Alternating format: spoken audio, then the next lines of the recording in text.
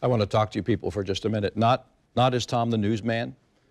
We've been together for 40 years, you and I. It's time to take precautions. It's time to protect yourself. This is not going to be like anything that we've ever seen before. Think of Katrina. Think of what Hugo did. Think of Baton Rouge. We're in for a terrible, terrible experience. We have news crews all over our area to bring you the most accurate, up-to-date information about Matthew. Take a look.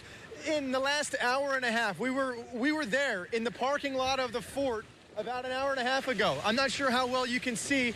There's a cone that you can see maybe 6 or 7 inches of the top of it, and that's it. Anybody who's been down to this area in downtown St. Augustine knows where that White Lion sign is and how far away from the roadway it is. You can't even see the bottom of it right now. The legs of that sign are covered with water. The entire bayfront of St. Augustine is now underwater. Guys, it has gotten so much worse so quickly. We had to evacuate downtown St. Augustine. We were with Chris Parento a little earlier. He showed you a foot and a half of water there on the main road A1A. Take a look. This is the San Sebastian River. It has come over the train tracks here. Now we're off Atlantic near Linden, and I want to show you this church steeple has fallen off of the top of the church. As you can see, I've been trying to look and see what it's hanging on by. I can't tell, but it does not look good. Let me show you what's been happening downtown. I left the Emergency Operations Center, and we're down by the landing. In fact, look at this gazebo area out here. I'm just going to walk you down here. This shows you the surge and what's happening with the St. Johns River. Normally, you could walk right up to this fenced-in area right here along the river, but as you can see, it's filled with water. If you take one thing away from this interview, if you see a down power line, do not go near it. Assume it is energized. Call 911. We have some pictures from Jacksonville Beach where the water just keeps rising. We've been watching the flooding there, and it's only getting worse as the worst of the storm is upon us. There you can see where the berm has been breached. This is an aerial picture, obviously, and look at the flooding in the streets. This is what we've been warned about, and this is what John Gahn has told us was going to happen. It just looks like Mother Nature is just trying to let the ocean take back Jacksonville Beach. That's just what it looks like. I believe we also have some video from Palm Coast or Volano Beach. Which one do we have? Palm Coast, excuse me. Okay, Palm Coast. Waves crashing ashore. Oh, look at that. This is under one of the homes in Palm Coast, yeah. They're obviously up in stilts. Oh, wow. Can you imagine? This is the place you go and you bring your family to spend your summers, your springs, spring breaks. The big story here right now, it's breathtaking and it's heartbreaking at the same time, is to look at the Jacksonville Beach Pier. The end of it has been torn off. We're not just talking about the breakaway boards. We are talking about the concrete structures.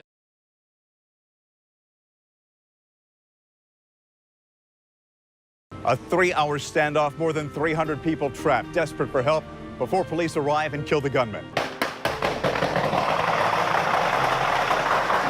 We're live in Orlando with family members still desperately seeking answers. Dozens of bodies slowly removed overnight from Pulse nightclub in Orlando. You're looking live at the area where a gunman shot and killed 50 people, wounding 53 others. Early yesterday morning, Omar Mateen opened fire inside that club, taking hostages. Good morning, everyone. You know, they say they thought the sound of gunfire was just part of the loud music, part of the show that night. Shots erupted at Pulse nightclub around 2 a.m. Sunday. Bruce is now joining us live. He's in Orlando outside Pulse nightclub following the latest developments. Bruce.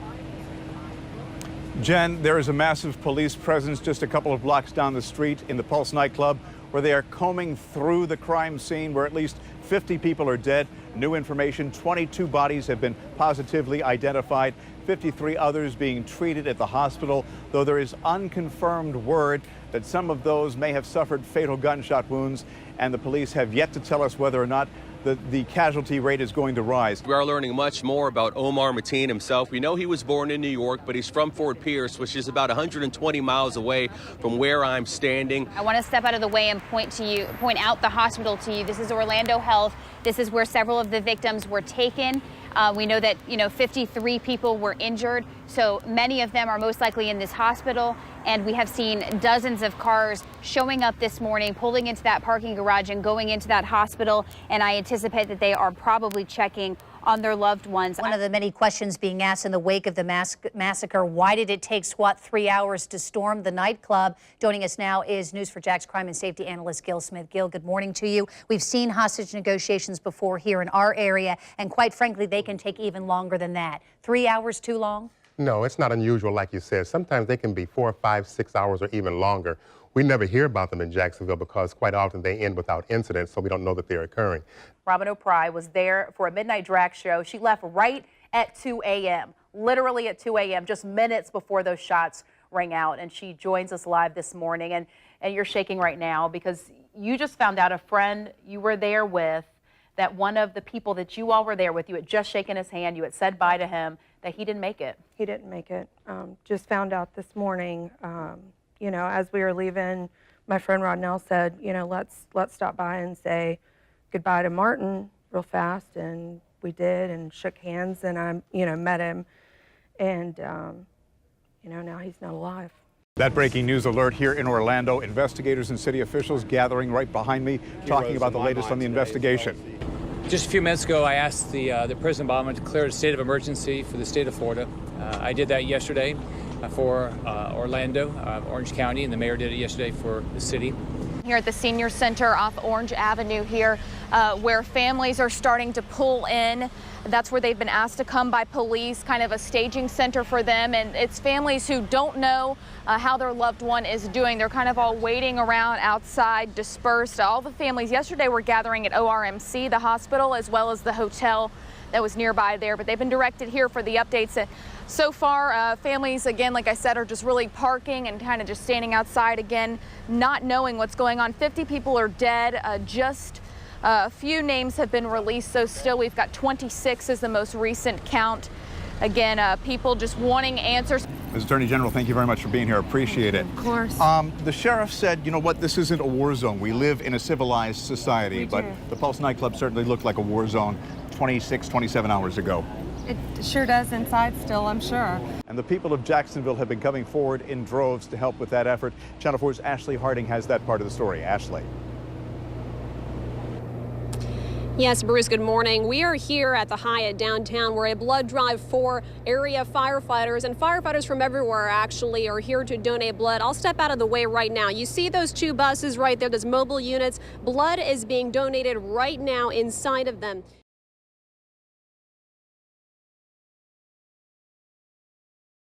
I can tell you that it's a tense situation out here. We've seen many people, onlookers, people that work at businesses nearby, just outside watching police officers try to handle this situation. We've seen at least 2 helicopters in the air. I know that one of them is a JSO helicopter. We've also seen the JSO command unit, as you were referring to. They came over here to a lot. Channel 4's Janice Harris on the scene in Northwest Jacksonville with our crime and safety analyst. Janice.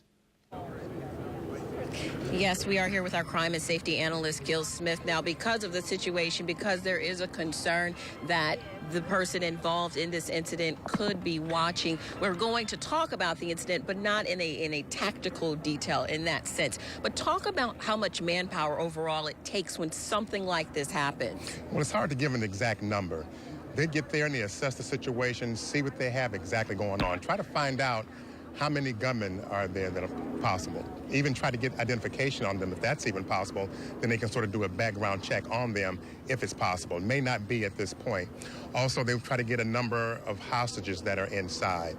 And what's critical also to try to find out if there are any injured hostages inside. We're now hearing from sources from our producer that the suspect is in custody. Which would make sense because as we look at the scene in an area that's probably about a half a block away from the bank, the credit union itself, it looks like there are people that have gone down just to see what is going on, and traffic is now flowing in and around that scene where it hadn't been before. Just minutes before Janice said she saw those SWAT officers running towards this bank, we actually saw it from where we are, what looked like 3 people that came running out from inside of the Community First Credit Union. These family members here right now gathered, very emotional, waiting on some resolution, and it does look like we can see a lot of these people leaving the bank down here, walking with SWAT officers coming on Edgewood Boulevard right now as they walk back this way towards where these families are waiting, hoping that everybody is safe. And it does look like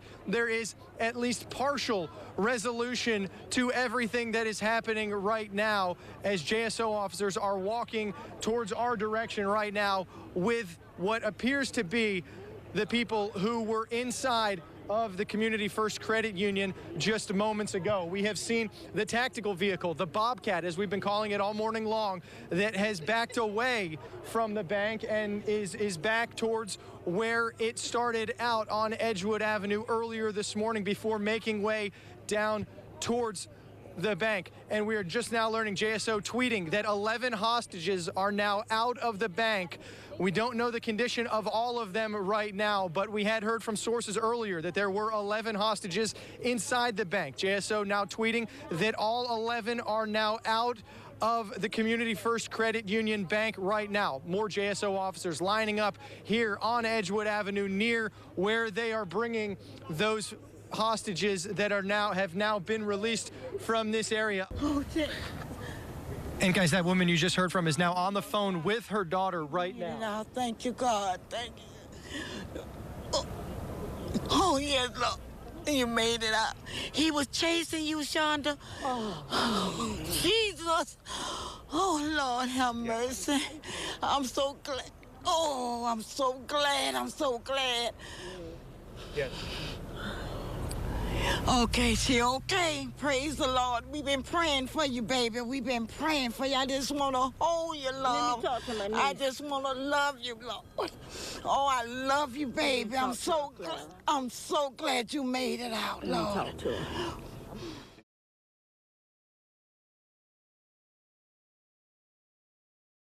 New details about a major development in an I-Team investigation that leads to a local cemetery manager's arrest. His arrest triggered by the stories of many of these people whose loved ones called the I-Team, heartbroken by how they say they were treated at the Atlantic Beach Cemetery. Mr. Ray, is there anything that you would like to say to the people that say that you have broken their hearts with everything that's happened here?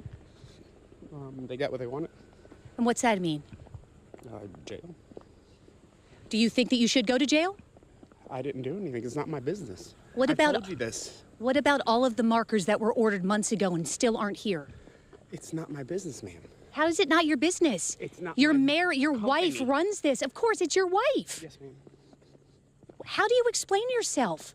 I'm not I don't have a master in business, so I don't have the knowledge or background that requires to run a cemetery. I don't. But you have been meeting with everyone who has come in and taken their money and not provided services. I've deposited into a business account, ma'am. But you haven't provided the services, sir. I didn't know how to. You don't know how to provide the services? When someone brings you money, pays you for a headstone or for a marker or a crypt plate? Rayan appears to faint, but sits up a few minutes later. Rescue makes sure he's okay.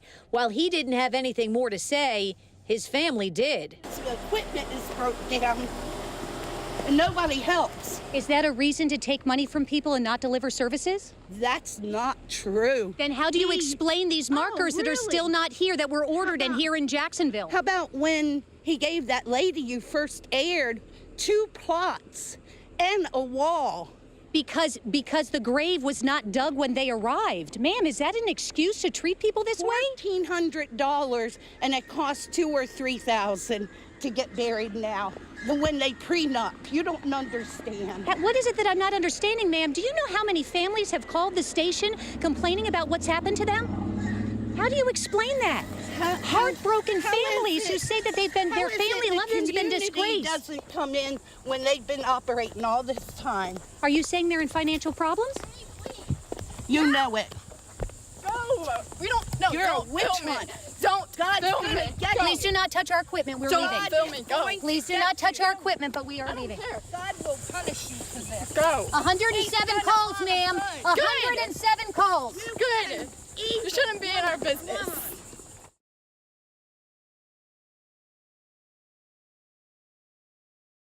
From Channel 4, the local station, this is Election Night 2016. Your vote counts. Good evening, everyone. No matter which candidate wins, the outcome will be historic.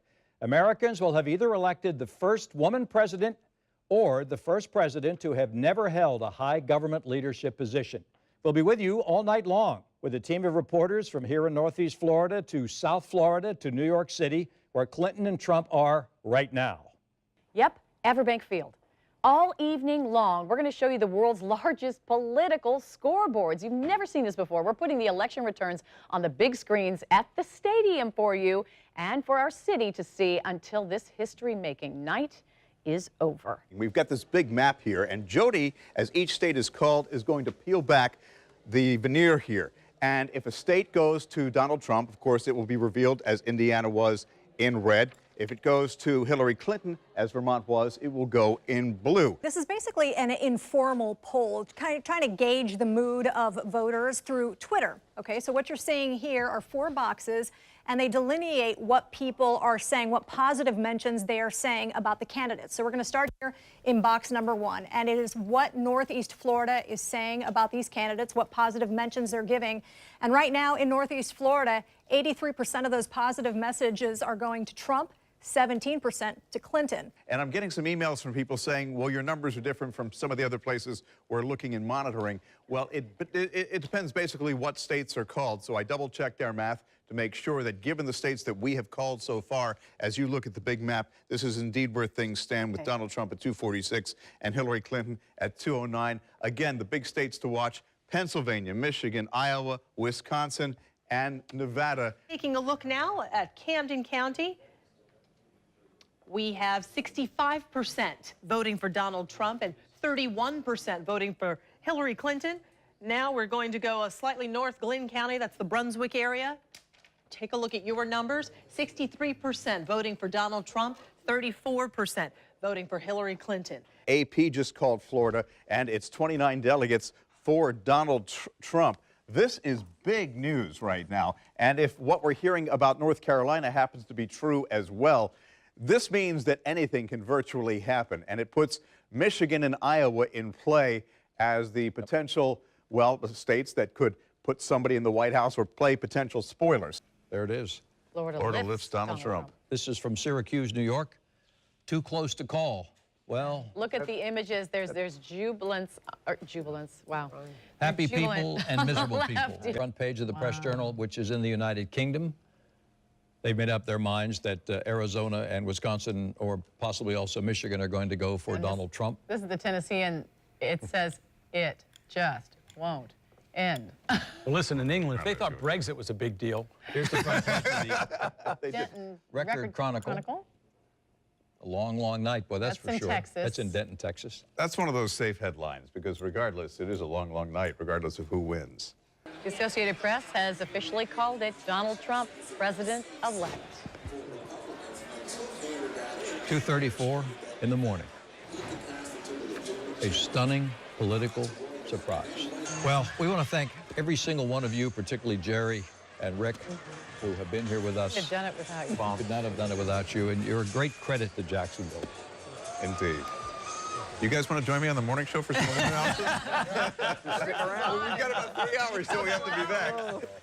Sleeping bag over there. An hour of shut-eye. Can't believe it. Can't believe you're going to be on the air in 2 hours. Total dedication. Aw. Well, What we a want to story, thank though. all of you for watching, for staying up here with us. It's been a ride, hasn't it? It's What really been a a ride. night. One ride.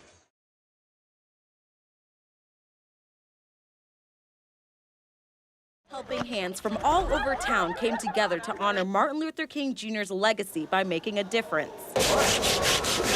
More than 300 volunteers joined City Year and AmeriCorps, giving Highlands Middle a facelift. The #1 rule with sanding is go with the grain. They broke a sweat, sanding, painting, and replacing graffiti-filled walls with inspirational art. Right, people from all different backgrounds are coming together just for a day of service. Our own Tom Wills and Mary Bear were doing similar work at Victory Park in Arlington, building a Born Learning Trail, promoting early literacy and encouraging physical activity. Just minutes away, volunteers rolled up their sleeves and got their hands dirty, giving Francis Patchett Senior Center a fresh new look. The paint that was on the walls was chipped, it was dirty looking, it was Pepto-Bismol pink. With the help of Channel 4's Ashley Mitchum and Ethan Calloway, it's more modern and inviting. But you know what, this is fun. This is a great way to celebrate Martin Luther King Jr. and the service that he showed everyone, and now we're giving back. And it wouldn't surprise anyone that the weather authorities Rebecca Berry and John Gahn were in the elements, cleaning up the Hogan's Creek area and planting new flowers. It is cold and getting cold tonight.